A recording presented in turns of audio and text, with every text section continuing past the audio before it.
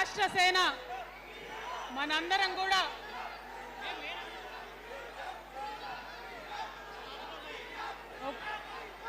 ఒక్కసారి సీఎం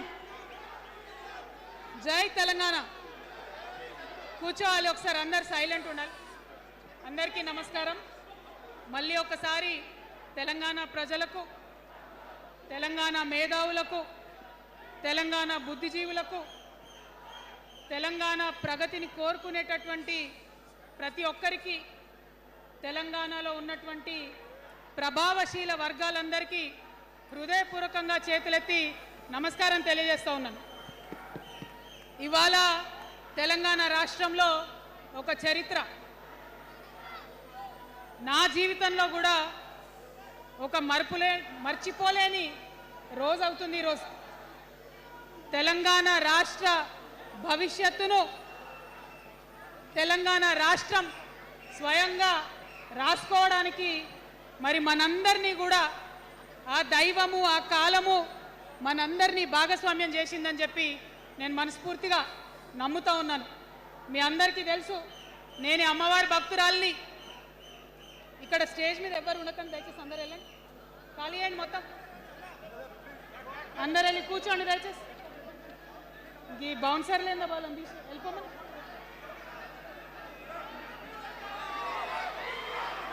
జై తెలంగాణ.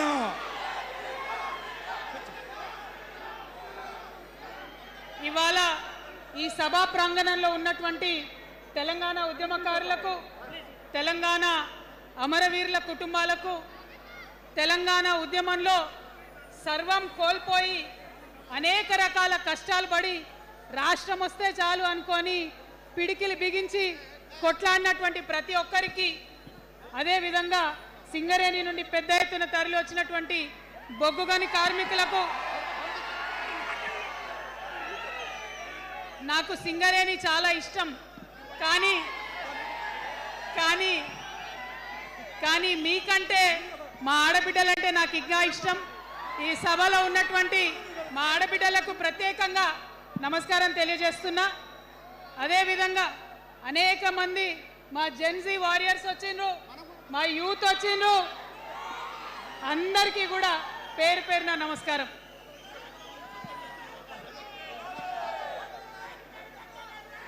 ఇవాళ చాలా చాలా చాలా చాలా మంది ఎదురు చూస్తూ ఉన్నారు ఏం జరుగుతుంది ఈ రాష్ట్రంలో అని. ఒక్క మాట మాత్రం నేను నా తెలంగాణ ప్రజలకు చెప్పగలుగుతా. గత 20 ఏళ్లుగా తెలంగాణ ఉద్యమంలో నేను పోషించినటువంటి పాత్ర, తెలంగాణ జాగృతి పోషించినటువంటి పాత్ర మీ అందరికీ తెలిసిందే. తెలంగాణ ఉద్యమంలో ఆడబిడ్డలందరినీ కూడా భాగస్వామ్యం చేయాలని చెప్పి తెలంగాణ జాగృతి నుండి బతుకమ్మను ఎత్తుకొని ఊరు వాడ తిరిగి మా జాగృతి కార్యకర్తలు తెలంగాణ సాంస్కృతిక దీపాన్ని పదిలంగా దాచిపెట్టుకున్నారు. మరి వారు దాచినటువంటి ఆ దీపం ఆనాడు చాలా చీకటిలో, కాలరాత్రిలో కూడా ఒక కాగడాలాగా తెలంగాణ ఉద్యమకారులకు వెలుగునిచ్చింది. మా సింగరేణి గని కార్మికుల చేతిలో కందిలైంది. మొత్తం తెలంగాణ సమాజానికి కూడా ఒక కాంతి రేఖ అయింది. అప్పటి వరకు చాలా మంది మాట్లాడేది, మా స్టూడెంట్స్ అయినా అందరూ కూడా మాట్లాడేది, ఈ ఆంధ్రోళ్ళతోని పంచాయతీ అవుతుందక్క, ఏం చెప్పాలి, మా గురించి ఎట్లా చెప్పుకోవాలి, మన సంస్కృతి గురించి ఎట్లా చెప్పుకోవాలని మాట్లాడినప్పుడు బతుకమ్మ వచ్చిన తర్వాత బలం వచ్చింది. బతుకమ్మ పాట వచ్చిన తర్వాత ఇది మా సంస్కృతి, ఇది మా పండుగ, ఇగో గిది తెలంగాణ అని ఎత్తిన ప్రతి బతుకమ్మలో కూడా జై తెలంగాణ జెండా పెట్టి మా ఆడబిడ్డలందరూ కూడా బతుకమ్మ అంటే ఏందో ప్రపంచానికి పునఃపరిచయం చేసుకోవడం జరిగింది. ఏ ఉద్యమానికైనా డెఫినెట్గా భౌగోళిక స్వరూపం ఉంటుంది, శక్తులు ఉంటారు, వ్యక్తులు ఉంటారు, కానీ ఒక సాంస్కృతిక పునాది, సాంస్కృతిక నేపథ్యం ఉన్నప్పుడే ఆ ఉద్యమాలు తుదముట్టాయని చెప్పి అందరం కూడా అనుకుంటాం. తెలంగాణ ఉద్యమానికి బలమైనటువంటి సాంస్కృతిక పునాదినిచ్చి ఆడబిడ్డలందరినీ ఉద్యమంలో జత చేసినటువంటి ఘనత ఇక్కడ ఉండేటటువంటి జాగృతి కార్యకర్తలదేనని నేను ఇవాళ సగర్వంగా ప్రకటిస్తూ ఉన్నాను. మరి ఇవాళ మిమ్మల్ని నేను కోరేది ఒకటే, కష్టపడ్డాం, తెలంగాణ తెచ్చుకున్నాం, కానీ మనం కలలు కన్న తెలంగాణ వచ్చి 12 ఏళ్ళైనా ఇంకా కూడా మనకు రాలేదు. ఏమేం కలలతో తెలంగాణ తెచ్చుకున్నామో ఆ కలలన్నీ ఇంకా నిజం కాలేదు. మరి తెలంగాణ ఉద్యమ రథం, ఆనాటి ఉద్యమ రథసారథి కేసీఆర్ గారి నేపథ్యంలో తెలంగాణ ఉద్యమ రథం ఎక్కడనో దారి తప్పింది. తెలంగాణ ప్రజల ఆర్తిని అది అర్థం చేసుకోలేకపోయింది. డెఫినెట్గా సామాజిక తెలంగాణ రథచక్రం అనేది విరిగి ముక్కలైపోయింది. ఒక కొత్త రాష్ట్రం వచ్చిన తర్వాత ఏ తరహా అయితే పని జరగాలో, ఏ తరహా అయితే పనులు ప్రారంభించుకోవాలో అవి జరగలేదని చెప్పడానికి ఒక ఇంత బాధపడతా ఉన్నాను. ఆనాడు ఏమనుకున్నాం, తెలంగాణ రాష్ట్రం వస్తే మనందరి బానిస సంఖ్యలు పోతాయి అనుకున్నాం. కానీ రైతులకు బేడీలు పడ్డాయి, ఇసుక దందా మీద ప్రేమతోని నేరెళ్ళల దళితులకు దెబ్బలు పడ్డాయి, చావులైనాయి. ఒకరిద్దరు కలిసి మాట్లాడుకోవాలంటే ఎవరు ఫోన్ ఎక్కడ మానిటర్ చేస్తుండ్రో అని భయం, వ్యక్తిగత స్వేచ్ఛ లేదు. దారుణమైనటువంటి నిఘా నీడలో తెలంగాణ అంతా కూడా బతికింది. ఇది వాస్తవం. మనం అనుకున్న కలల తెలంగాణ రాలేదన్నది ముమ్మాటికి వాస్తవం. మరి అటువంటి సందర్భంలో నేను ఇవాళ మీ అందరికి ఒక మాట చెప్పాలి.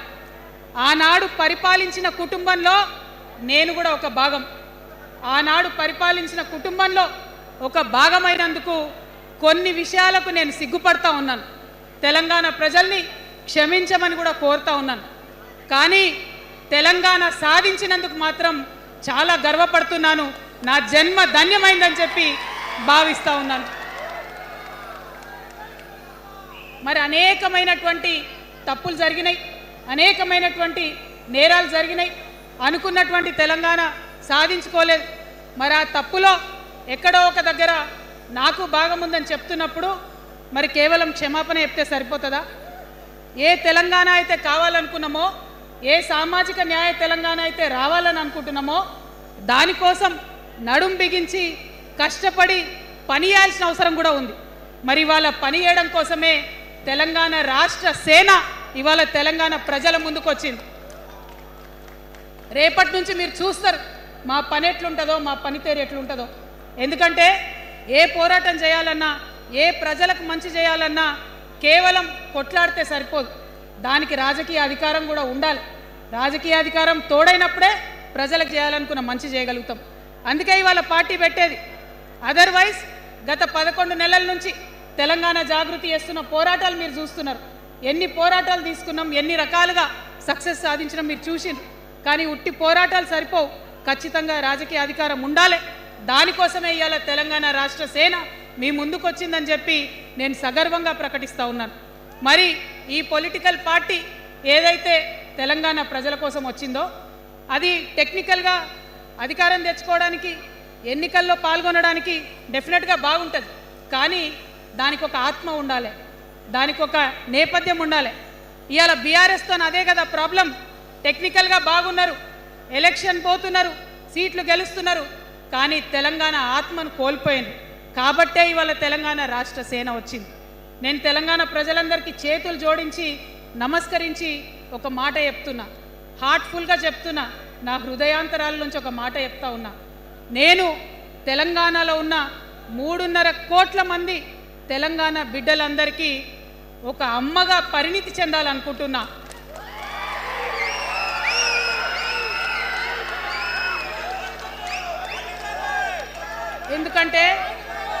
ఎందుకంటే ఒక అమ్మతనంతో పరిపాలన జరిగినప్పుడే బిడ్డలకి ఏదైనా కష్టం వస్తే అమ్మ హృదయం బద్దలవుతుంది. అటువంటి దుఃఖంతో పరిపాలన జరిగినప్పుడే, అటువంటి సంవేదనతో పరిపాలన జరిగినప్పుడే, అటువంటి ఆర్తితో పరిపాలన జరిగినప్పుడే రాష్ట్రం ముందుకు పోతుంది, రాష్ట్రంలో ఉన్న ప్రజల కష్టాలు తీరుతాయి. ఇవాళ